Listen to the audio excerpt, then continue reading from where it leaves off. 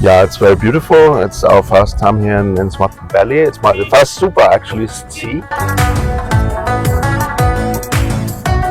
د آسټرین امبیسډر راغلی دی زما په دعوت باندې او د ما والد صاحب سره هم میلاو شو. موږ هم ډېر په درناوي ویلکم کوو، بلکې ټول سوات ویلکم کوو.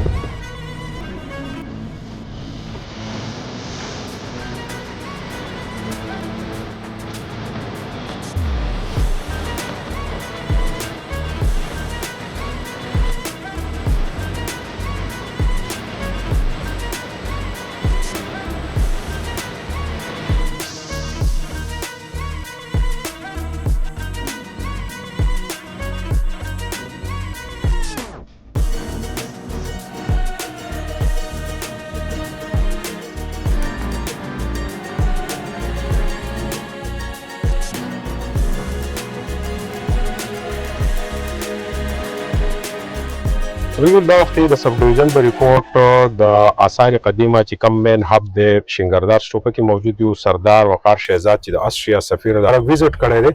سردار صاحب مختلف سفیران تاسو په ایما باندې راځي، تاسو ورته د سوات تاریخ چې کم اوریجنل آثار قدیمه دا د هغې هغه ټچ ورته ښیي، د دوی خیالات څه دي؟ سوات یې وکتو څه وایي دي؟ بسم الله الرحمن الرحیم.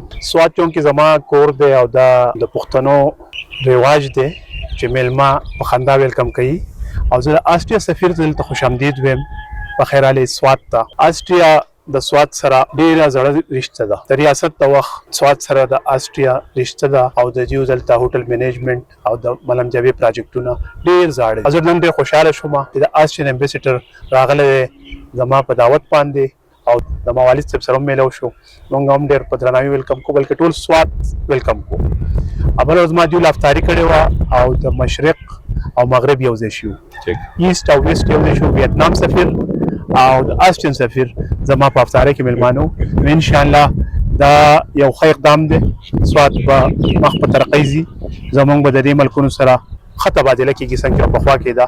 د ټوریزم، د بینکینګ، د سټوډنټ ایکسچینج او د دوی راتګ سوات لپاره.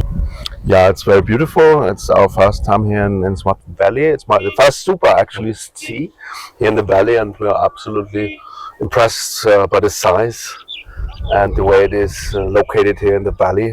It's a very spiritual place, and we're absolutely stunned by the beauty. Thank you. Very much so. It was absolutely lovely. The hospitality here in the valley, I think, is known not only in Pakistan but all over the world. We've had great food and fantastic experience, and we're happy, to retrace a bit the Austrian SWAT relations we've established in the early 60s, and which had their peak, of course, in the construction Malam Jabba and Beitam and the lift as well at Malam Jabba. So this is all very interesting for us to see, and we're happy.